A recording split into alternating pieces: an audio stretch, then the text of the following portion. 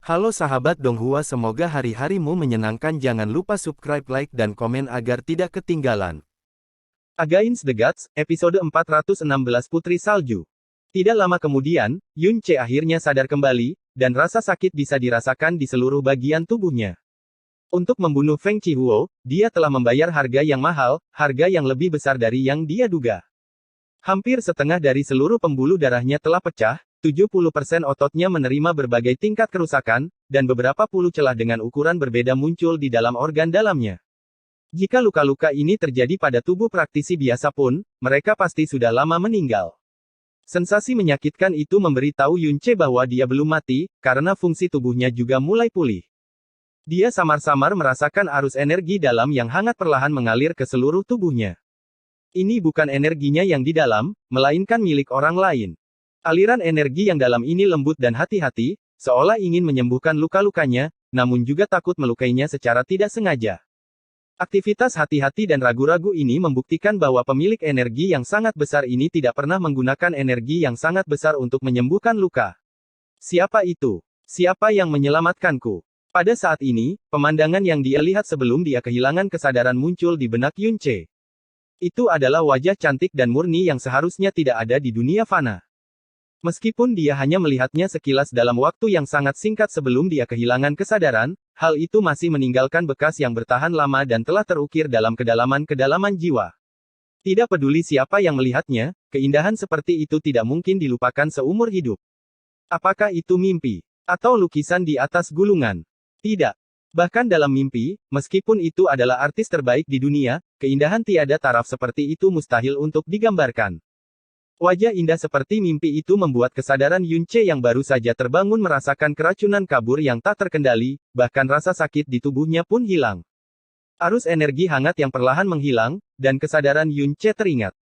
Tidak lama setelah itu, kesadaran Yun Ce terbangun sekali lagi, dan masih merasakan energi profound yang hangat dan lembut. Beberapa saat setelah itu, kesadarannya terus-menerus terbangun dan tertidur. Setiap kali energi pulih, dia akan merasakan aliran energi yang sangat besar itu. Atau mungkin setiap kali aliran energi yang sangat besar itu datang, kesadarannya akan terbangun dalam waktu singkat. Pada akhirnya, pada suatu saat, jari-jari di kedua tangan Yun Ce bergerak-gerak, dan kelopak mata yang sangat berat terbuka sedikit demi sedikit karena desakan tekadnya.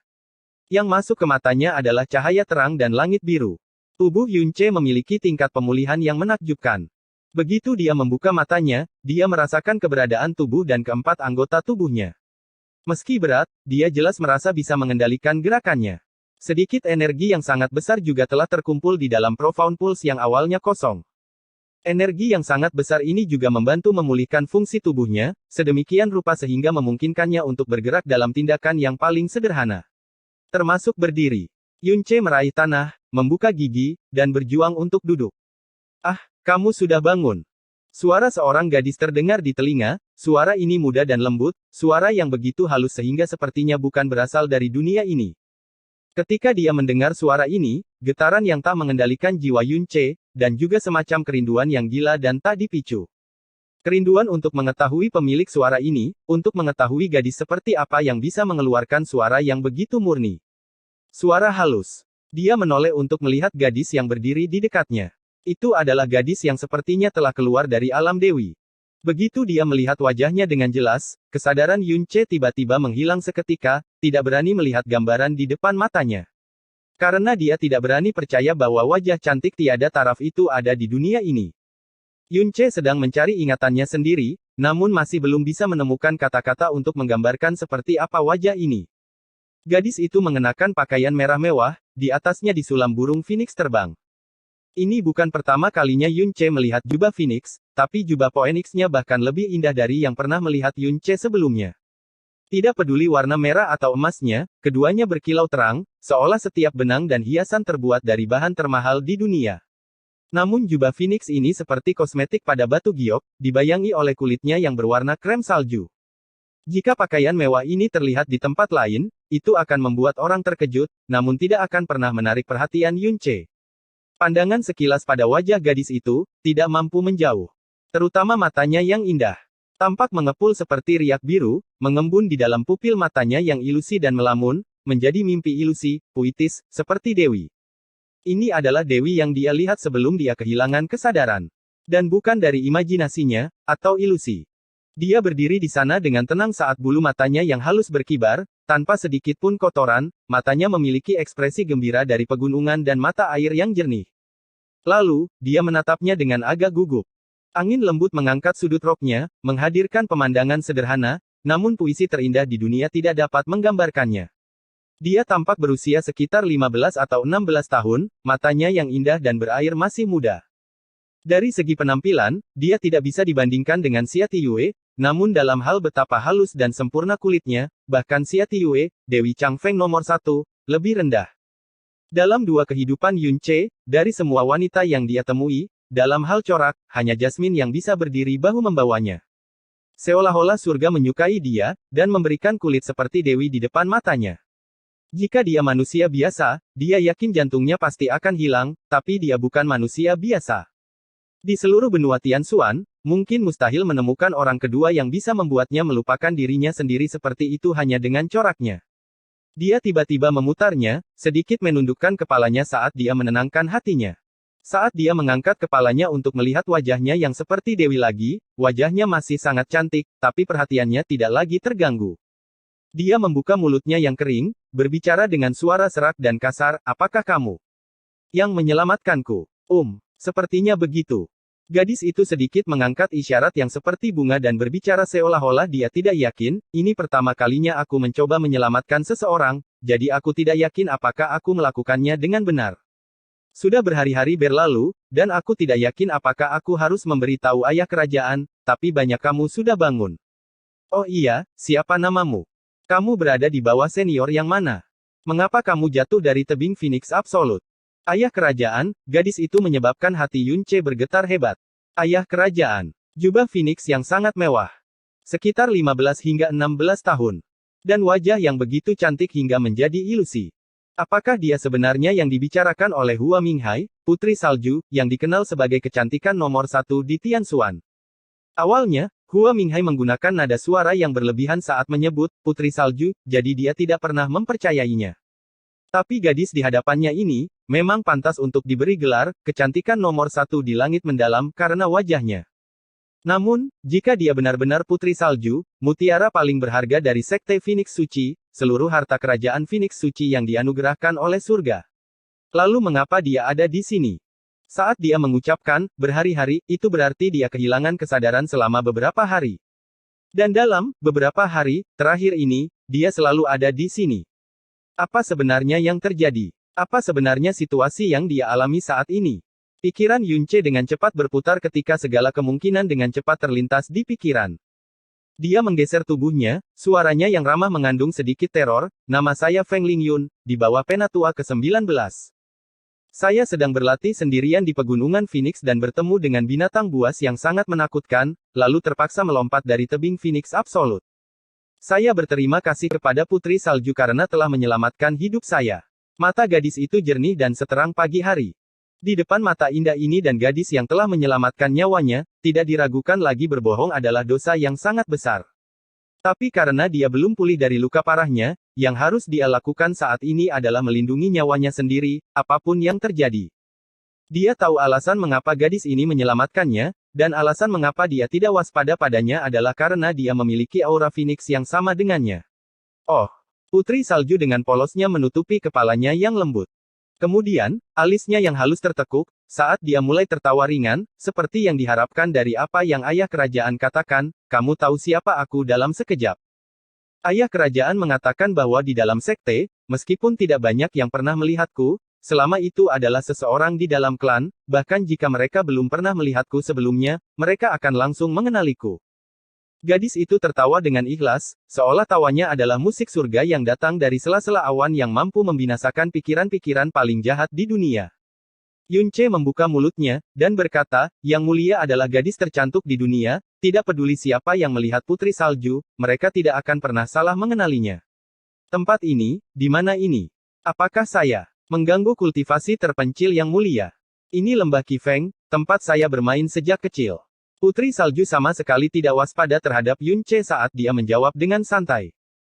Mungkin itu adalah garis keturunan Phoenix-nya, atau mungkin karena dia selalu semurni ini, dan tidak pernah melakukan kontak dengan dosa apapun, atau harus waspada sama sekali, ayah kerajaan sangat sibuk akhir-akhir ini dan takut kalau aku akan disakiti oleh orang lain, jadi dia mengizinkanku datang ke sini untuk mengembangkan syair dunia Phoenix. Selain aku dan ayah kerajaan, biasanya tidak ada yang diizinkan masuk, kamu sebenarnya yang pertama loh. Yang mulia, lalu mengapa kamu tidak memberitahu Master Sekte tentang saya? Yang mulia tidak takut kalau saya bisa menjadi orang jahat. Yunce memegangi dadanya, memeriksa kondisi lukanya. Aku memang berpikir untuk memberitahu ayah kerajaan. Gadis itu menjulurkan hidungnya yang putih, anggun, dan seperti batu giok, tetapi jika aku memberitahu ayah kerajaan, dia pasti akan membunuhmu. Kamu jatuh dari tempat yang tinggi, dan sudah terluka seperti ini. Jika kamu dibunuh oleh ayah kerajaan, itu akan sangat menyedihkan, dan putih kecil akan sedih. Orang jahat. Kamu sama denganku, keturunan Phoenix, bagaimana kamu bisa menjadi orang jahat? Selain itu, putih kecil sangat cantik dan jinak, pemiliknya tidak akan pernah menjadi orang jahat. Apa yang menyelamatkan Yunce bukan hanya energinya yang dalam, tapi hatinya yang lembut meskipun dia menggunakan metode yang tiba-tiba untuk memasuki wilayahnya. Hanya, putih kecil, apa maksudnya? Terdengar kicauan burung yang agak lemah namun masih bergema. Suara ini membuat Putri Salju dengan lembut, sambil berbalik, lalu dengan lincah berlari seperti dewi menuju siluet putih salju yang megah. Putih kecil, lukamu belum pulih, kamu tidak boleh bergerak, jika tidak, itu berarti kamu tidak patuh. Meskipun kamu melihat pemilikmu sudah bangun, kamu tetap tidak bisa bergerak dengan gegabah. Di tanah bahkan tidak 30 meter di belakang Yunce adalah binatang salju Phoenix. Sayapnya terbentang, dan noda darah di sayapnya telah dicuci bersih, tanpa bekas warna darah. Putri Salju berdiri di sekelilingnya dan menggunakan tangan kecilnya yang seputih salju untuk membekukan lembut bulunya yang lembut, sedingin es, dan membunuh. Dari keadaan tidak nyaman, dia dengan kepatuhan menenangkannya sambil dengan hati-hati menarik sayapnya. Yunce kaget. Itu adalah Phoenix Salju. Sebenarnya tidak apa-apa. Tubuhnya sendiri hampir tidak bisa menahan diri untuk tidak jatuh dari tempat setinggi itu, tapi Phoenix Salju sudah kehilangan kesadaran di tengah penerbangan, tidak mampu sepenuhnya membuat dirinya melayang dan menggunakan kemampuan bertahan apapun. Dari ketinggian seperti itu, ia terjatuh dengan tajam, sehingga tulang dan tubuh seharusnya remuk. Mengapa luka-lukanya tampak jauh lebih ringan daripada lukanya? Mungkinkah gadis ini telah menyelamatkan Phoenix Salju sebelum jatuh? Kemudian, si putih yang dibicarakannya adalah Chan kecil Phoenix Salju. Against the Gods, episode 417 Tarian Salju 1. Kaulah yang menyelamatkan Chan kecil. Melihat Phoenix Salju aman dan sehat, dengan sebagian besar luka sudah sembuh, Yunce merasa jauh lebih nyaman. Itu benar. Putri Salju berbalik dan berkata dengan gembira, itu jatuh setelah kamu dan aku harus menopangnya dengan kekuatanku. Kalau tidak, putih kecil pasti sudah mati. Chan kecil, itu namanya. Nama yang aneh. Menurutku putih kecil kedengarannya jauh lebih baik, bukan begitu, putih kecil? Skri. Phoenix Salju memerintahkan kepalanya dan mengeluarkan teriakan pelan yang jelas. Dari cara bertindaknya, sepertinya ia setuju dengan Putri Salju. Melalui segel yang dalam, Yunce merasa bahwa luka Phoenix Salju telah sembuh sekitar 70%. Terbang keluar dari pegunungan Phoenix tidak akan menjadi masalah yang sama sekali. Meskipun kondisinya masih sangat memprihatinkan, tinggal di tempat seperti itu terlalu berbahaya. Sekarang setelah dia sadar kembali, dia harus segera pergi. Yunce mengumpulkan seluruh kekuatan di dalam tubuhnya dan berdiri dengan goyah.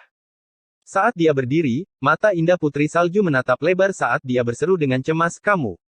Kenapa kamu berdiri? Dengan cedera serius seperti itu, kamu tidak boleh bergerak.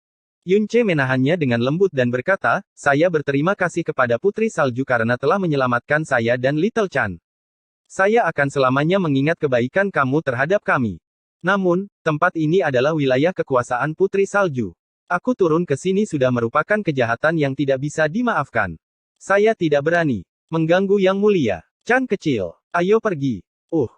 Rasa sakit yang tiba-tiba datang dari dada dan wajah Yunce segera memucat saat dia mengelilingikan kabut darah dengan tubuhnya terhuyung dan dia setengah tenggelam di tanah. Putri Salju berteriak kaget dan membawanya menuju Yunce, secara otomatis ingin maju untuk membantu. Namun, saat dia mendekatinya, dia tiba-tiba berhenti dan bahkan menarik kembali tangan yang dia tawarkan. Dia bahkan mundur beberapa langkah dan berkata dengan gugup, kamu, apa kabar? Aku sudah bilang, dengan cedera serius seperti itu, kamu tidak boleh bergerak. Cepat istirahat. Saya akan mencoba yang terbaik untuk menggunakan energi saya dalam untuk membantu kamu memulihkan luka-luka kamu. Yun Ce menopang dirinya dengan meletakkannya di tanah. Setelah beberapa saat, dia akhirnya tenang. Dia berjanji dan berjanji, tidak apa-apa, saya tidak berani terus mengganggu Yang Mulia. Terlebih lagi, jika Master Sekte mengetahuinya, saya pasti akan batuk. Batuk-batuk. Dada Yun Ce naik dengan hebat dan dia terus-menerus mengeluarkan beberapa gumpalan darah. Meskipun dia sudah sadar kembali, luka dalam dan luarnya masih sangat parah. Jangan khawatir, Putri Salju menampilkan tangan kecilnya yang seputih salju, saya tidak akan menyalahkan kamu, saya juga tidak akan memberitahu ayah kerajaan saya sehingga kamu dapat merasa tenang dan tetap di sini untuk memulihkan luka-luka kamu. Jika kamu terus bertahan, cedera kamu akan semakin parah. Juga, saya sangat menyukai putih kecil. Dia adalah binatang buas paling cantik yang pernah kulihat. Jika kamu pergi, putih kecil harus pergi bersamamu. Aku benar-benar tidak tahan. Yun Ce akhirnya mengerti mengapa Putri Salju tidak mau pergi. Dia bahkan berjanji tidak akan memberitahu ayahnya tentang hal itu. Setengah dari alasannya adalah karena kepribadiannya yang lembut, dan setengah lainnya tidak diragukan lagi karena Phoenix Salju. Putri Salju mengatakan sebelumnya bahwa ini adalah tempat yang hanya bisa dimasuki oleh dia dan ayahnya. Sekarang dia telah berjanji untuk tidak memberitahu ayahnya, itu berarti bahwa tempat ini bisa dikatakan adalah tempat teraman di seluruh kekaisaran Phoenix Suci. Selanjutnya, melihat situasi Yun Ce saat ini, dia tidak cocok untuk melarikan diri. Memikirkan hal ini, dia langsung menjadi tenang, menenangkan pikiran dan darahnya. Dia duduk di lantai, kalau begitu. Yang Mulia, maafkan gangguan saya. Ketika dia selesai berbicara, dia menutup matanya dan mulai mengalirkan jalan agung Sang Buddha, menggunakan energi vital langit dan bumi untuk membantu memulihkan tubuhnya. Pemulihan pasif dari jalan agung Sang Buddha tidak dapat dibandingkan dengan ketika dia aktif menyalurkannya. Begitu dia sadar kembali, kecepatan pemulihannya meningkat pesat. Melihat Yun Ce bersedia tinggal membuat Putri Salju menghela nafas lega. Dia dengan hati-hati menatap Yun Ce sebentar sebelum melompat ke samping Phoenix Salju dan menerkamnya. Seluruh tubuhnya berada di atas tubuhnya saat dia dengan gembira berkata, bagus sekali, putih kecil.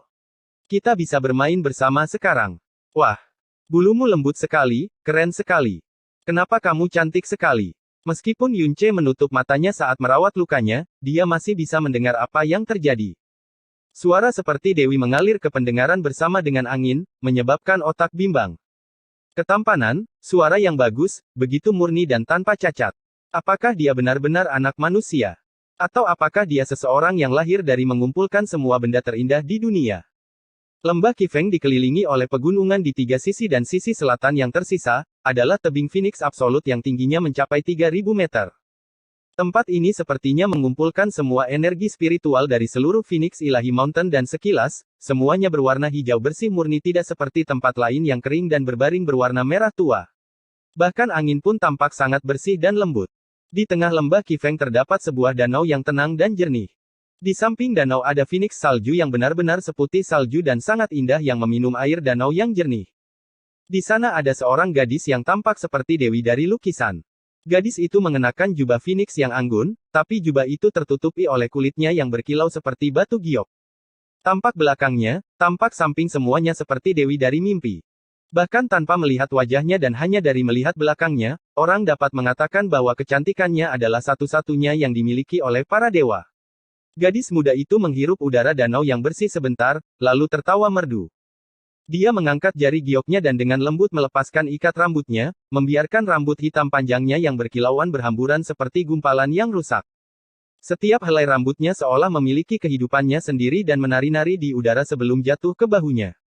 Saat tangan gioknya diturunkan, tali jubahnya juga dilepas dengan lembut. Jubah Phoenix berwarna emas yang disulam dengan burung Phoenix emas dengan lembut terlepas dari bahunya. Tanpa pakaian, dia begitu sempurna hingga menghipnotis.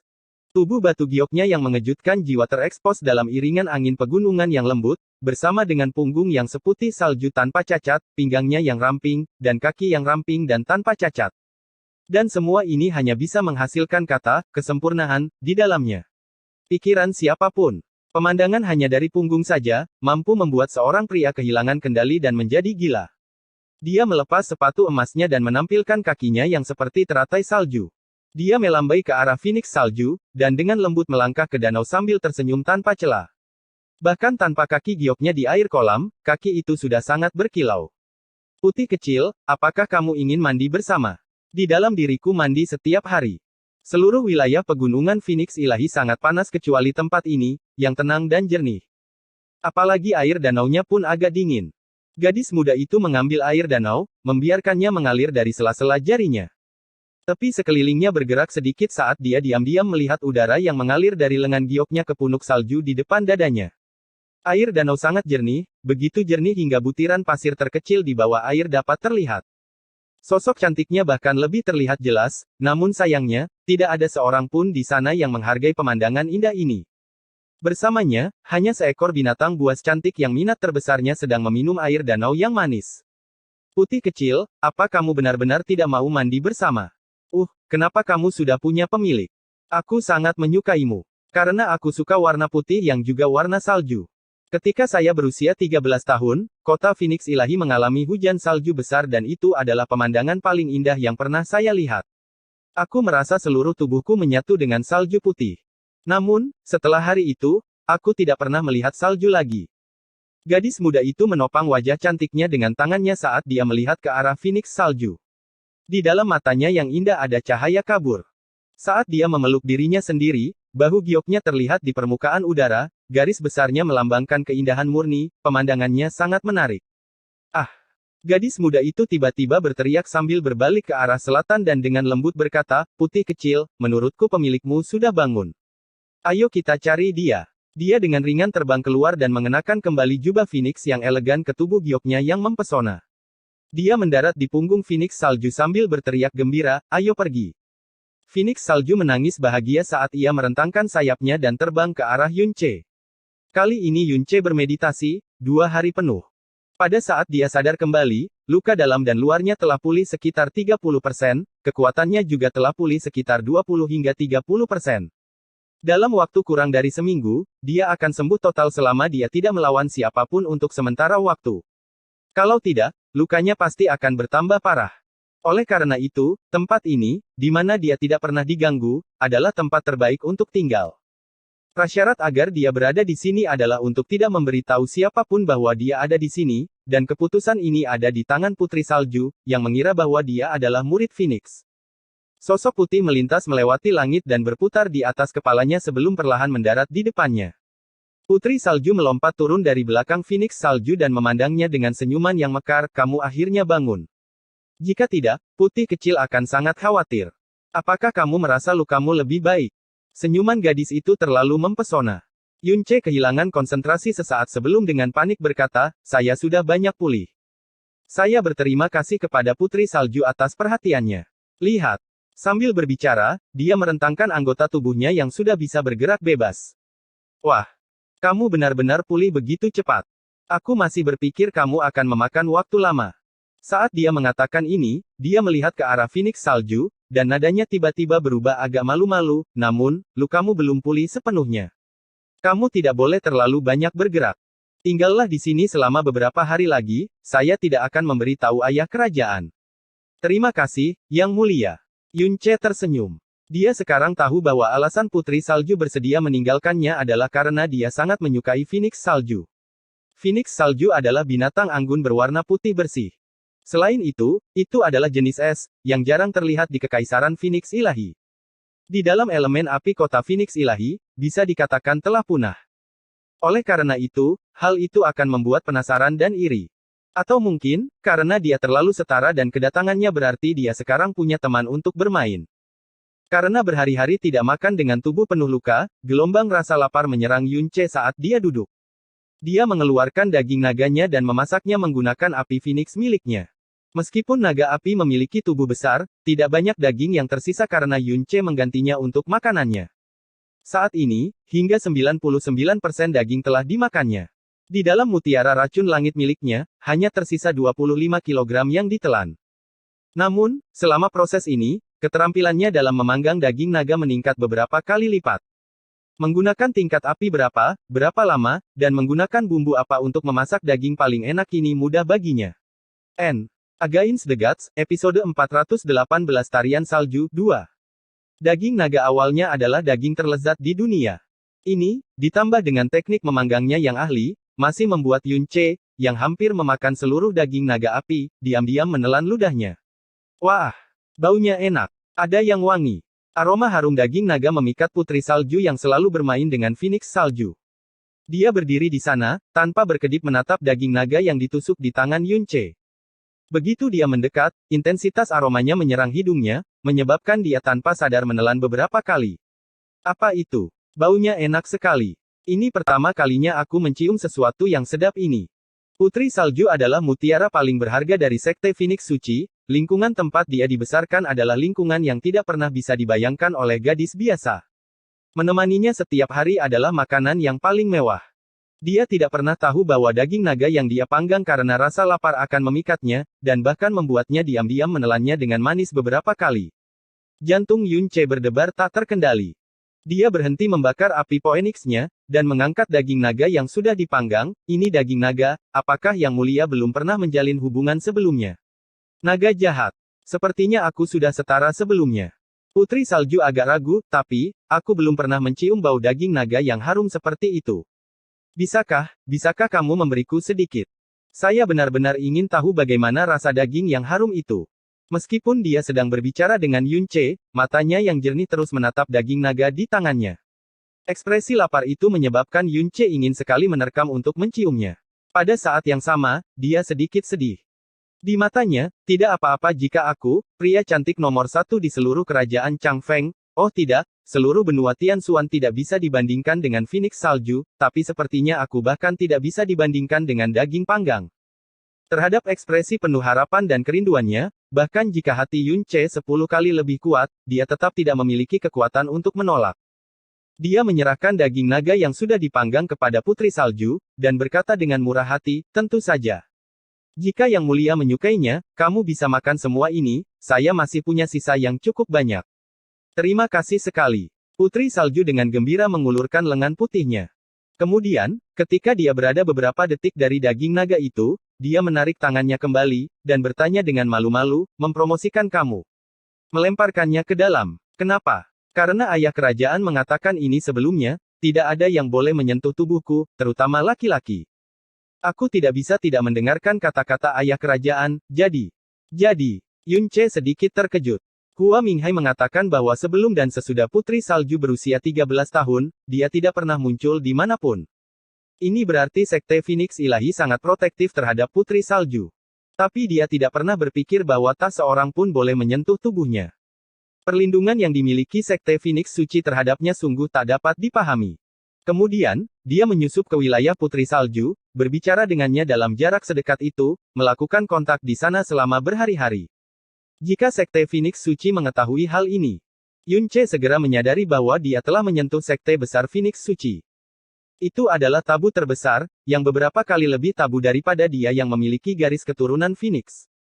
Karena dia telah melakukan hal yang sangat tabu. Kalau begitu, melakukannya sedikit lebih lama tidak masalah. Selain itu, keluhannya terhadap Sekte Phoenix Ilahi semakin sulit dihilangkan. Yun Che tersenyum. Tanpa berkata apa-apa, dia mendorong keluar dengan telapak tangannya, dan daging dragon itu perlahan melayang ke arah putri salju. Putri salju mengulurkan tangan untuk mengambil sambil tersenyum tipis pada Yun Che, kalau begitu aku akan membantu. Saat suaranya yang manis turun, dia dengan lembut mengendusnya, lalu sedikit membuka ciumannya dan menggigitnya dengan gigi mutiaranya. Kelezatannya langsung membuat matanya bersinar, wah, enak sekali, enak sekali. Jadi sebenarnya ada daging yang enak di dunia ini. Penelanan pertama membuat gadis itu bertindak berlebihan. Dia mulai menggigitnya berturut-turut. Matanya kabur karena mabuk saat dia benar-benar terserap dalam kelezatan yang belum pernah dia rasakan sebelumnya. Meskipun dia makan dengan tidak sabar, tata krama mejanya tetap menyenangkan, setiap gigitan kecilnya anggun. Saat dia melihat dia tidak memecahkan makanannya, memunculkan Yun Che perlahan menjadi kaget, bahkan rasa lapar di dalamnya pun hilang. Pada gadis ini, dimanapun tubuhnya, dan apapun yang dia lakukan, dia memiliki pesona yang mempesona dan tidak dapat ditolak oleh siapapun. Lebih dari separuh daging naga dengan cepat dimakan. Saat ini, gadis muda itu tiba-tiba memikirkan sesuatu. Dia memandangi daging naga yang tersisa, lalu berlari ke arah Phoenix salju, putih kecil, aku akan memberikan sesuatu yang sangat enak untuk dimakan, ini adalah makanan terbaik yang pernah aku makan, tahu. Yunche, %. Putri Salju meletakkan daging naga di dekat paruh Phoenix Salju, namun Phoenix Salju menghadap ke atas, menyatakan persetujuannya. Yunche berjalan mendekat dan berkata sambil tersenyum, binatang Phoenix Salju lahir dari tempat yang sangat dingin dan hanya memakan waktu es, salju, atau hujan. Dia tidak suka makan daging. Oh, jadi seperti itu. Putri Salju mengambil kembali daging naga itu, mengurungnya, dan kemudian bertanya dengan sungguh-sungguh, binatang Phoenix Salju. Nama ini bahkan terdengar lebih aneh dari Little Chan. Little White masih terdengar paling bagus kan, Little White? Kalau begitu aku akan makan sisanya sendiri. Gadis muda itu duduk, bersandar pada tubuh lembut Phoenix Salju dan perlahan menikmati kelezatan di tangan. Dengan setiap gigitan, senyuman indah tak tertandingi muncul di wajahnya yang anggun. Melihatnya seperti ini, Yunche sekali lagi terpesona. Dia tidak bisa menahan diri untuk tidak berkata, jika kamu menyukainya, aku bisa menghiburnya setiap hari. Gadis muda itu menambahkan mata indahnya, lalu mulai tertawa bahagia. Alisnya melengkung menjadi 2 bulan sabit dan bulu matanya berkibar lembut seperti kupu-kupu, hehe, kamu baik sekali. Aku baru tahu bahwa seseorang yang mampu menjadi pemilik putih kecil pastilah orang yang sangat baik. Yang mulia, mengapa kamu sangat menyukai Chan kecil? Yunche bertanya. Tanpa berpikir panjang, Putri Salju tersenyum manis menjawab, karena putih kecil sangat cantik. Binatang dalam yang paling indah yang pernah saya lihat. Lihat, seluruh tubuh putih kecil memiliki warna yang sama dengan salju kesukaanku. Kamu suka salju, MN. Setelah kata salju disinggung, Putri Salju menyajikan makanan lezat di tangannya. Mengangkat wajahnya yang bahkan lebih cerah dari salju, dia berkata dengan agak aneh, aku hanya mendengar salju dari saudara-saudaraku, tapi aku belum pernah melihatnya sebelumnya. Salju juga belum pernah turun di kota Phoenix Ilahi sebelumnya, tetapi ketika saya berusia 13 tahun, badai salju besar tiba-tiba menimpa kota Phoenix Ilahi. Saat itulah saya akhirnya menyadari betapa indahnya salju. Langit berkibar dengan kepingan salju putih, membuatku merasa seperti berada di dunia lain, dan ketika kepingan salju mendarat di tubuhku, mereka seperti dewi cantik. Hari itu adalah hari yang paling membahagiakan, hari paling menyenangkan dalam hidup saya, seolah-olah saya mendapat mimpi indah. Namun dengan sangat cepat, salju mencair. Setelah itu, aku selalu merindukan salju, namun tidak pernah melihatnya lagi. Ayah kerajaan mengatakan bahwa hanya bagian utara Kekaisaran Phoenix Suci yang memiliki musim dingin, di mana orang dapat melihat salju. Tapi ayah kerajaan telah memberitahuku berkali-kali bahwa sebelum aku berumur 20, aku tidak diizinkan meninggalkan sekte Phoenix Ilahi. Aku benar-benar tidak tahu kapan aku bisa melihat salju lagi. Gadis muda itu duduk dalam keadaan menandakan, kerinduan dan rasa hausnya tercetak jelas di mata dan ekspresi. Yunche tidak tahu mengapa dia sangat menyukai salju, mungkin hanya salju paling murni yang bisa membangkitkan semangat murninya. Yang mulia, mohon tutup mata kamu. Yunche berdiri, dan tiba-tiba berkata dengan misterius. Ah, mengapa saya harus menutup mata? Putri Salju memandang Yunche dengan bingung. Yunche mengulurkan tangannya, dengan lekukan telapak tangan menghadap ke atas, yang mulia tidak perlu bertanya. Saat kamu membuka mata, kamu akan mengerti. Oke. Putri Salju rupanya menganggap itu sesuatu yang menyenangkan sambil menutup matanya sambil tersenyum. Yunche mengangkat kepalanya, lalu mengaktifkan teknik awan es. Meskipun dia masih mengalami luka parah pada tubuhnya, kekuatan yang di dalamnya telah pulih hingga sekitar 30%, dia masih memiliki energi yang cukup untuk menggunakan teknik awan es untuk membuat sedikit salju. Segera setelah itu, hembusan angin dingin naik saat elemen udara di sekitarnya dengan cepat berkumpul, menyatu dengan energi dalam yang tersisa Yunche, berubah menjadi salju yang berterbangan di langit, dan perlahan jatuh. Yang mulia, kamu bisa membuka mata kamu sekarang. Yunche menarik tangannya dan berkata dengan lembut sebelum menatap wajah gioknya, menunggu reaksinya. Putri Salju membuka matanya saat hamparan kepingan salju juga berkibar dengan lembut di atas hidungnya. Kemudian, semakin banyak kepingan salju yang turun, melewati rambut panjang, pipi, dan tangan. Pada saat itu, Putri Salju tercengang. Bibirnya terbuka dan ekspresinya menjadi meniru saat dia menatap kosong pada segalanya, seolah-olah dia menemukan dirinya berada di dalam mimpi. Ini salju. Salju. Putri Salju dengan gembira berdiri, kedua tangannya menangkup kepingan salju yang tak henti-hentinya berjatuhan saat dia dengan gembira melompat-lompat di salju, seolah-olah dia adalah dewi yang telah menemukan rumah. Kebahagiaannya bahkan seakan menjalar ke atmosfer saat angin sepoi-sepoi semakin sepoi-sepoi. Ini benar-benar salju. Sangat dingin, sangat indah. Dia berseru gembira kegirangan, setiap suara yang dia buat seperti musik termanis di dunia.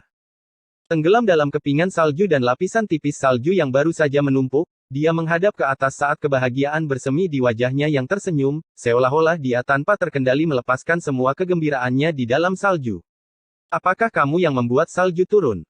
Bagaimana kamu melakukannya? Putri salju melemparkan salju yang ditangkupkan ke wajahnya sendiri. Dia memandang Yunce dengan perasaan terharu dan rasa terima kasih. Namun terlebih lagi, ada semacam kekaguman samar di dalamnya. Rahasia. Yunce tersenyum misterius. Melihat dia sangat gembira, rasa kepuasan muncul di hati Yunce. Terima kasih. Putri salju tersenyum gembira. Meski penasaran, namun ia tak terlalu ingin menjelaskan penjelasannya karena ia sudah tenggelam dalam kebahagiaan dan kepuasan. Dia merentangkan kedua tangannya dan dengan ringan berputar di dalam salju yang lebih baik. Lalu, dia dengan manis berteriak pada Yunce, aku akan menari untukmu, oke? Tanpa menunggu jawaban Yunce, atau mungkin Yunce lupa menjawab, putri salju tertawa terbahak-bahak sambil mengambil ujung roknya. Dia membuang sepatu kecilnya yang indah dan persahabatan kaki serta kakinya yang tanpa celah segera muncul di garis pandang Yunce. Sepasang kaki halus yang murni dan tembus cahaya, seputih salju dan lembut, melangkah ke atas salju putih yang secara tak terduga kurang cerah dibandingkan kulit halusnya. Setiap jari kakinya seperti mutiara dan batu giok paling murni di dunia, halus, dan berkilau dengan kilau permata. Kepingan salju masih terus melayang. Sebagian kecil juga jatuh ke tubuh Yunce. Di dalam dunia kepingan salju, putri salju mulai menari dengan anggun. Bagian rok bawah jubah Phoenix cantiknya berkibar dengan gerakan anggunnya. Kristal batu giok, satu demi satu, memancarkan cahaya yang mempesona. Bahkan burung Phoenix berwarna emas di pakaiannya tampak menari dengan anggun. Tapi, bagaimana menari burung Phoenix bisa menyamai kecantikan putri salju yang membuat seseorang terengah-engah? Tubuhnya yang halus dan lembut seperti rumput bebek yang beriak di permukaan udara, seperti dahan pohon willow yang bergoyang tertiup angin, dan begitu menakjubkan hingga bagaikan mimpi. Bahkan menari para dewi di istana surga, mungkin tidak akan berhasil. Tidak ada yang lebih besar dari ini. Yunce menyaksikan dengan tercengang, menyalakannya tanpa bergerak untuk waktu yang lama. Tawanya bergema di samping telinga dan di dalam hatinya. Gambaran dia menari dengan lincah di dalam salju, setiap momennya terpatri dalam ingatan dan jiwa. Dia tahu, bahwa sepanjang hidupnya, dia tidak akan pernah bisa melupakan siluet menari yang anggun ini. Against the Gods, episode 419 perubahan pada bahtera yang mendalam. Tanpa disadari, hampir semua kepingan salju melayang ke bawah. Gadis muda itu juga berhenti menari saat dia menatap tanpa sadar lapisan salju yang mencair di bawah kakinya. Dia memandang Yunce, dan berkata dengan suara indah yang tenggelam, tarianku, apakah bagus? Bagus. Yunce mengangguk dengan ekspresi kabur. Dia terdengar seperti sedang tidur sambil berbicara, pikirannya masih tenggelam dalam tarian tadi. Putri salju sudah terlalu sering mendengar pujian semacam ini dalam hidupnya, namun dia tetap tertawa bahagia, kalau begitu. Buatlah salju sedikit lagi, oke. Aku bisa terus menari untukmu. Saat aku menyaksikan kepingan salju jatuhan, mau tak mau aku ingin berdansa di dekatnya. Baiklah. Bagaimana mungkin Yunce menolak? Dia seperti makhluk surgawi, melihatnya sekilas saja akan menjadi kesenangan dan kemewahan yang tak terlukiskan. Itu adalah pemandangan indah yang tidak akan pernah bisa dilihat oleh orang biasa seumur hidupnya. Dia mengulurkan tangannya ke arah langit dan memadatkan energi yang dalam. Tapi begitu teknik awan es diaktifkan, rasa sakit yang merobek segera datang dari dada. Yunce mengerang dan dengan cepat menggunakan tangannya untuk menekan payudara, dengan paksa menelan kembali darah yang mengalir. Namun, kulitnya masih pucat pasi. Putri salju terkejut. Tanpa repot-repot memakai kembali sepatunya, kaki yang halus seperti teratai es meninggalkan lapisan salju, melangkah ke rumput lembut. Dia mengulurkan kedua tangannya, menariknya sekali lagi, dan kemudian bertanya dengan gugup, apakah kamu baik-baik saja? Ini semua salahku, hanya fokus membiarkan diriku melihat salju, dan melupakan lukamu. Maafkan aku. Harta karun kekaisaran Phoenix ilahi saat ini dengan panik meminta maaf kepadanya, seorang murid biasa. Mata indahnya sedikit bergetar, dipenuhi kekhawatiran dan menyalahkan diri sendiri. Sebuah titik di lubuk hati Yunce yang terdalam tersentuh, dia melakukan yang terbaik untuk tersenyum, jangan khawatir, aku baik-baik saja. Saya baru saja secara tidak sengaja menggerakkan luka dalam saya akan menjadi lebih baik setelah istirahat sejenak.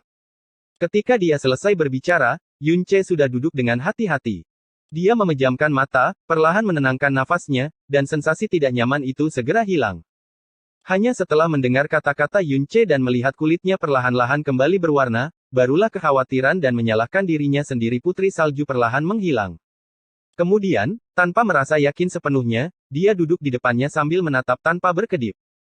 Dia juga tidak tahu mengapa dia ingin melihat pria ini dengan benar, mungkin, itu karena semacam perasaan kabur dan misterius yang datang darinya. Ini adalah pertama kalinya sepanjang dia melihatnya. Melihat dengan penuh arti pada satu orang. Ketika luka dalam yang diaduk telah mereda, Yunce membuka matanya, langsung bertemu dengan turunnya Putri Salju. Mengetahui bahwa dia sedang mengintip ke dalamnya, Putri Salju berkedip, dan tertawa manis, tiba-tiba berkembang menjadi ekspresi tersenyum yang menggugah jiwa Yunce. Dia juga tertawa, dan berkata dengan menyesal, "Yang mulia, ini salah saya karena terluka. Bukan saja aku tidak bisa membuatkan salju untukmu, aku bahkan membuatmu khawatir. Lukaku akan jauh lebih baik besok, pada saat itu, aku akan membuatkan salju sebanyak-banyaknya untukmu." Oke. Putri Salju langsung menyetujuinya, lalu sedikit mengurungnya, "Tetapi, mungkinkah kamu tidak memanggil saya Yang Mulia? Rasanya agak aneh. Lalu, saya harus memanggil apa Yang Mulia? Namaku Feng Shue'er, kamu bisa memanggilku Shuexue, atau kamu bisa memanggilku Shue'er. Saya sangat menyukai kedua nama itu, Yang Mulia, kedengarannya tidak bagus sama sekali." Putri Salju berkata sambil tertawa. Jika anggota Sekte Phoenix Ilahi bertukar tempat di dekatnya, mereka akan langsung ketakutan. Tapi Yunce tentu saja tidak peduli saat dia tersenyum. "Baiklah, mulai sekarang, aku akan memanggilmu Suir, MN." Putri Salju tersenyum ringan sambil mengangguk, pupil matanya yang seperti bintang menatap wajahnya. "Kalau begitu bolehkah aku memanggilmu Kakak Lingyun?" "Tentu saja bisa. Tapi aku akan lebih menyukai jika Suir memanggilku Kakak Yun. Karena aku merasa ini lebih intim daripada Kakak Lingyun." Yunce tersenyum. Meskipun mereka kehilangan satu kata, Kakak Lingyun dan Kakak Yun adalah dua konsep yang sangat berbeda. Karena yang pertama, sangat menguntungkan pria Lingyun itu. MN. Putri Salju mengangguk dengan gembira, "Kakak Yun. Kakak Yun. Kakak Yun. Heh." Putri Salju memujinya 3 kali berturut-turut. Suara yang sangat manis itu membuat seluruh tulang di tubuh Yunce menjadi lunak. Istana Kekaisaran Phoenix Suci, Aula Utama Phoenix. Putra dan rakyat ini memberi salam kepada ayah kerajaan. Feng Ximing berkata dengan hormat sambil berdiri di depan Feng Hengkong. Dengan semakin diselenggarakannya kompetisi peringkat 7 negara, ia masih berada di urutan kedua. Yang paling penting, adalah pintu masuk Bahtera Suan Primordial akan segera terbuka. Meskipun tidak ada seorang pun yang menemukan rahasia Bahtera Suan Primordial dalam beberapa ribu tahun ini, tidak ada keraguan bahwa itu berisi harta karun yang menggemparkan dunia. Oleh karena itu, bahkan setelah setiap upaya yang gagal, kemunculan Bahtera Suan Primordial masih dianggap sebagai peristiwa besar bagi Sekte Phoenix Ilahi. Semua orang di dalam Sekte Phoenix Ilahi percaya bahwa jika mereka menemukan rahasia Bahtera Suan Primordial, dan mendapatkan harta karunnya, kekuatan Sekte Phoenix Ilahi akan sejajar dengan 4 tempat suci dalam arti sebenarnya. Bahkan melampaui mereka adalah sebuah kemungkinan. Ketika Feng Ximing tiba, dia bahkan tidak mengangkat kepalanya, dan dengan samar dia berkata, "Ada apa?" Kepala Feng Ximing sedikit menunduk, posturnya rendah hati, melapor kepada ayah kerajaan, "Kami baru saja menerima berita dari Spirit Earth Hall, perubahan telah terjadi pada segel dalam pintu Bahtera Suan Primordial pagi ini. Menurut catatan tertulis kami di masa lalu, perubahan semacam ini menandakan bahwa pintu Bahtera akan terbuka 2 hari belas dari sekarang, 4 hari penuh lebih awal dari yang kami perkirakan." Mempersiapkan Bahtera Suan Primordial adalah alasan mengapa Feng Hengkong sangat jarang muncul di depan umum selama jangka waktu ini. Feng Hengkong mengangkat kepalanya, wajahnya berat, 4 hari sebelumnya. Feng Ximing mengangguk, "Ya. Kami awalnya menetapkan hari setelah kompetisi peringkat 7 negara sebagai pembukaan Bahtera yang dalam, tapi sekarang, pintu Bahtera yang dalam 4 hari lebih cepat dari jadwal, bertentangan dengan kompetisi peringkat 7 negara. Dan bahkan jika kita menggeser kompetisi peringkat ke tanggal yang lebih awal sekarang, kita masih tidak punya cukup waktu. Jadi, sehubungan dengan bagaimana kami akan menangani masalah ini, saya meminta keputusan ayah kerajaan." Feng Hengkong berdiri saat daratan perlahan terjepit. Pintu masuk Bahtera Suan Primordial hanya akan terbuka selama 24 jam, setiap menit dan detik sangat berharga, dan itu pasti tidak bisa disia-siakan. Namun, ketika dia mengirim surat undangan ke 6 negara sebelumnya, dia secara eksplisit menunjukkan bahwa 3 baik kompetisi peringkat akan dapat menaiki Bahtera Suan Primordial. Jika kompetisi belum selesai, bagaimana mungkin 3 teratas bisa menaiki Primordial? Bahtera besar padahal mereka bahkan belum ada. Sedangkan untuk menggeser tanggal kompetisi peringkat ke waktu yang lebih awal, itu bahkan lebih tidak tepat. Feng Hengkong mewajibkan, suaranya rendah dan buruk, jadwal awal kompetisi peringkat adalah untuk jangka waktu 5 hari. Masalah Bahtera Suan Primordial tidak dapat ditunda, dan persaingan juga tidak dapat diubah terlebih dahulu. Karena pembukaan Bahtera Suan Primordial telah digeser 4 hari sebelumnya, maka kita hanya dapat memampatkan kompetisi peringkat untuk bertahan 1 hari. 1 hari. Ini. Wajah Feng Ximing menunjukkan isinya. Ini belum pernah terjadi sebelumnya sepanjang sejarah kompetisi peringkat 7 negara. Membuat pertarungan antara 7 negara hanya berlangsung 1 hari, memang terlalu ketat, atau mungkin bisa dikatakan hal itu pada dasarnya mustahil untuk dilakukan. Ini satu-satunya jalan. Mengenai bagaimana mengaturnya, keputusan ada di tangan kamu. Tatapan Feng Hengkong melayang, tidak boleh ada kesalahan dalam eksplorasi Bahtera Suan Primordial, dan masalah kompetisi peringkat terkait dengan prestise Sekte Phoenix Suci kita, juga tidak boleh ada kesalahan. Memutuskan cara pengaturannya akan bergantung pada kemampuan kamu, ini juga dapat dianggap sebagai ujian bagi kamu. Ada pertanyaan. Meskipun Feng Ximing gelisah, dia jelas masih tidak memiliki keberanian untuk menolak dan segera memerintahkannya, ya, putra ini akan menangani ini dengan baik sesuai dengan keinginan ayah kerajaan dan tidak akan mengecewakan ayah kerajaan. MN. Feng Hengkong mengangguk, karena itu terjadi, jika kamu tidak punya urusan lain, kamu boleh mundur. Ingatlah untuk memberi tahu setiap tetua agung dan master pavilion tentang hal ini, sehingga mereka dapat melakukan persiapan lebih awal. Ya. Putra ini juga mempunyai masalah lain untuk dibicarakan, ayahanda. Masalah ini tidak besar atau kecil, tetapi putra dan rakyat ini masih berpikir bahwa sebaiknya dia memberitahu ayah kerajaan. Berbicara. Feng Ximing berkata dengan hati-hati, beberapa hari yang lalu, suara aktivitas yang sangat besar tiba-tiba datang dari pegunungan Phoenix. Ketika kami datang, kami menemukan pengawal pribadi saudara ke-13, Feng Chihuo di sana, dan dia meninggal dengan sangat mengenaskan. Daerah di sekitarnya juga telah hancur secara luas, bukti bahwa dia sedang melalui pertempuran yang putus asa. Sehubungan dengan masalah Feng Chihuo, Feng Hengkong secara alami menyadarinya, tapi dia jelas tidak menaruh hati saat dia berkata dengan acuh tak acuh, hanya anggota sekte kami yang bisa memasuki pegunungan Phoenix. Sejak dia meninggal di sana, maka dia telah dibunuh oleh seseorang di sekte kami. Kami akan langsung mengetahuinya setelah kami menyelidikinya. Ayah kerajaan berkata demikian. Setelah beberapa penyelidikan, Feng Chihuo mengejar seseorang yang keluar dari gerbang selatan pada pagi hari itu.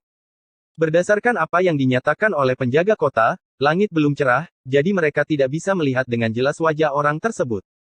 Mereka hanya secara samar-samar membedakan bahwa orang tersebut belum mencapai usia 30, dan tidak perlu diungkapkan lagi. Feng Hengkong dengan tidak sabar menutup tangannya, kami tidak punya waktu untuk memperhatikan hal-hal kecil seperti itu.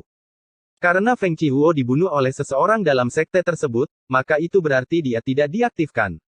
Apakah maksudmu kita harus menyelidiki secara pribadi siapa yang membunuh sampah tak berguna? Ayah kerajaan, redam amarahmu.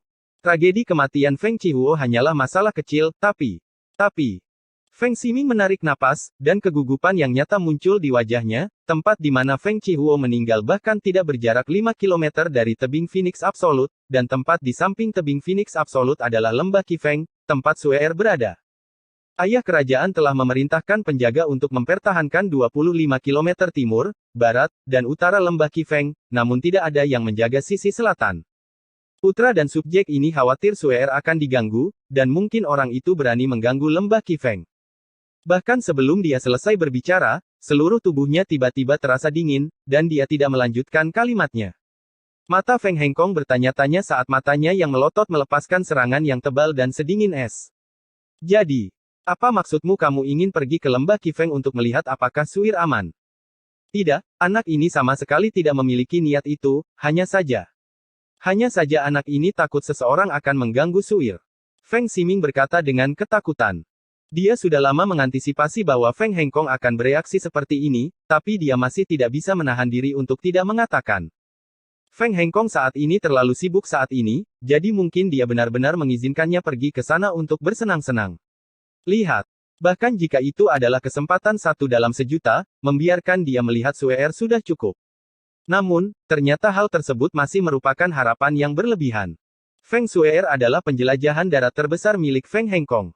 Penjelajahan darat yang sama sekali tidak boleh disentuh. Tebing Phoenix Absolut bukan satu-satunya di selatan lembah Qifeng, ada juga formasi Phoenix besar. Selain anggota sekte saya, tidak ada yang bisa masuk. Di sekte Phoenix Ilahi, masih belum ada seorang pun yang berani menyerang di lembah Qifeng. Suer juga bisa langsung mengirimkan suara ke kita juga. Jika dia benar-benar diganggu, dia pasti akan segera memberitahu kami. Kamu tidak perlu khawatir. Enyahlah. Ayah, tenangkan amarahmu, anak ini terlalu meremehkan. Putra dan rakyat ini harus pamit. Feng Ximing mundur dengan panik.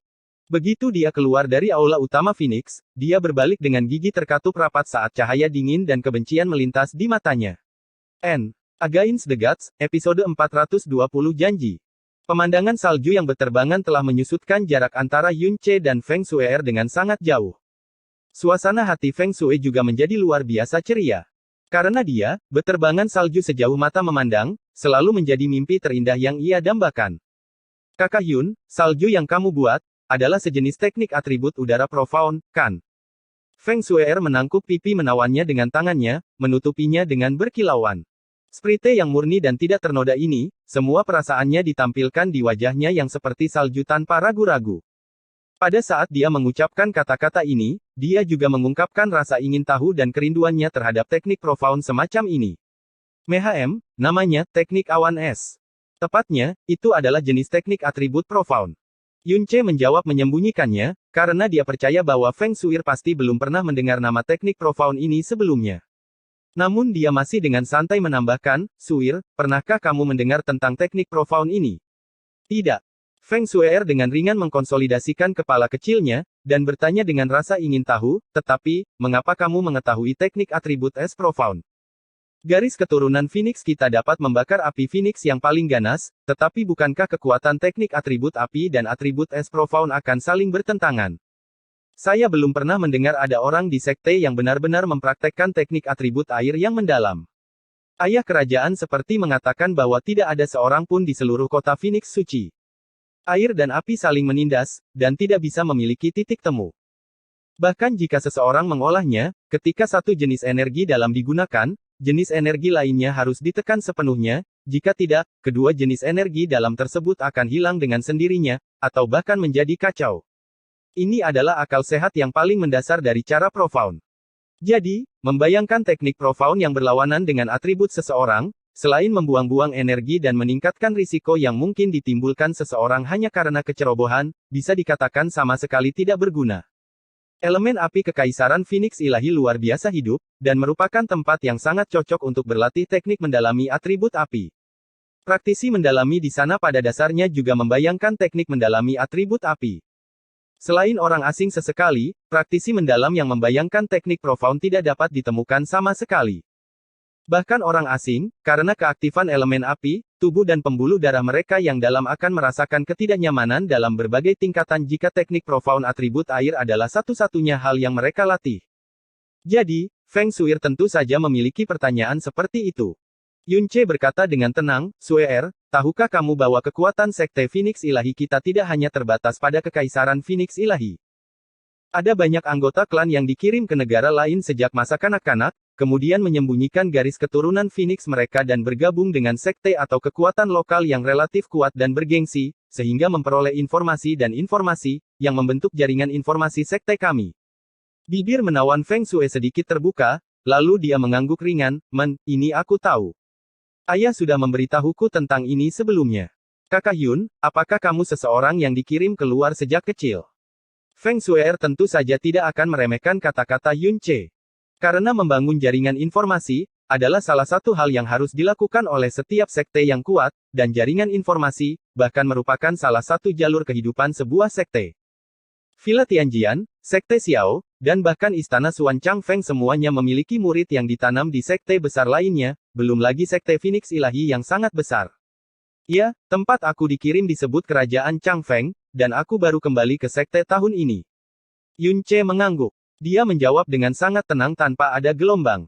Hampir mustahil bahkan bagi orang yang sangat berpengalaman untuk menyadari jejak dalam mewujudkan dan mengekspresikannya. Namun ketika kata-kata ini keluar dari mulut, hati dan jiwa dicengkeram dan ditarik dengan keras. Dalam 2 tahun kehidupan ini, untuk mencapai tujuan tertentu, atau untuk bertahan hidup, dia telah mengucapkan kata-kata yang menyembunyikan dan mengayunkan berkali-kali, dan telah lama dibor hingga pada titik di mana jantung tidak akan mengubah ritme dan ekspresi. Wajahnya tidak akan sedikit pun berubah. Tapi kali ini, orang yang dia hadapi adalah seorang gadis yang lebih murni dari salju itu sendiri, dan terlebih lagi telah menyelamatkan nyawanya.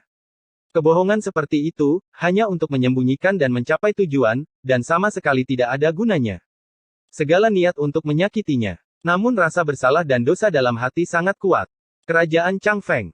Feng Shue'er mengetahui negara ini, dan juga mengetahui bahwa negara ini adalah negara terkecil di benua ini. Matanya yang menawan berkedip sekali, sambil terus bertanya, kalau begitu, apakah teknik awan es Kakak Yun dipelajari dari sana? Karena ada teknik atribut profound, apakah akan ada banyak salju? Mehm. Yun Ce mengangguk, itu adalah tempat yang disebut daerah salju es ekstrim. Seluruh 500 km di sana, semuanya mencakup putih. 500 km. Salju putih. Bibir Cherry Feng Shui terbuka karena terkejut. Dia tidak bisa membayangkan pemandangan menakjubkan seperti apa yang akan terjadi. Sepanjang 500 km, semuanya tertutup salju, apalagi salju yang sangat tebal. Bahkan jika seseorang menghancurkan lapisan salju setinggi belasan kaki, yang ada di bawahnya tetaplah salju. Kata Yun Ce sambil tersenyum. Dia percaya bahwa wilayah salju es ekstrim pasti menjadi tempat seperti surga bagi Feng Shue'er yang menyukai salju. Dia menceritakan dengan sungguh-sungguh, karena tempat itu sangat dingin, es dan salju di sana bahkan tidak akan mencair dalam waktu puluhan milenium. Lihat, semua pegunungan di sekitarnya semuanya berupa tanah dan batu, tetapi di daerah salju es ekstrim, bahkan punggung bukit dan puncaknya tertutup lapisan salju dan es. Langit di tempat kita berada berwarna biru, tapi di sana, bahkan langitnya terlihat putih bersih karena pantulan salju yang tak berujung. Di seluruh dunia itu, hanya ada hamparan warna putih tanpa batas. Langit dan bumi tidak dapat dibedakan. Wah! Tangan Feng Shui tanpa sadar menutupi sekelilingnya, mengulanginya seperti kabut, apakah benar-benar tempat seperti itu? Wilayah salju dari es ekstrim. Wilayah salju dari es ekstrim. Tidak hanya itu, meski semuanya dingin, namun banyak juga bunga dan tanaman. Dan bunga-bunga di sana, semuanya adalah bunga es yang mirip dengan kristal, dan bahkan rumputan dan pepohonan pun berkilauan dengan kilauan es. Ada juga karang es yang sangat indah, dan pahatan es alami dengan berbagai bentuk. Ini semua tidak dapat dilihat di tempat lain. Karena begitu benda-benda ini meninggalkan daerah salju es ekstrim, semuanya akan mencair dengan sangat cepat. Juga, Yun Ce menunjuk ke arah Phoenix salju, Chan kecil juga dibesarkan di daerah salju es ekstrim, jadi bulunya seperti salju putih. Di seluruh benua Tianxuan, binatang Phoenix salju hanya ada di sana. Untuk meninggalkan tempat itu bersamaku, Chan kecil telah bekerja keras. Binatang salju Phoenix mengeluarkan seruan ringan. Seluruh orang Feng Shui menjadi terpana di sana. Dia merasa seolah-olah dia telah jatuh ke dalam dunia ilusi yang tidak pernah muncul bahkan dalam mimpinya. Keindahan tempat itu, melampaui surga terindah yang pernah dia impikan. Bahkan dengan seluruh pengetahuannya, dia tidak bisa menggambarkan betapa indahnya gulungan gambar itu. Salju yang tak berujung, salju gunung-gunung putih, langit seputih salju, pohon-pohon dan bunga-bunga yang berkilau dan tembus cahaya, serta kawanan burung secantik putih kecil beterbangan dan menari-nari di langit. Wilayah salju dari es ekstrim. Wilayah salju dari es ekstrim.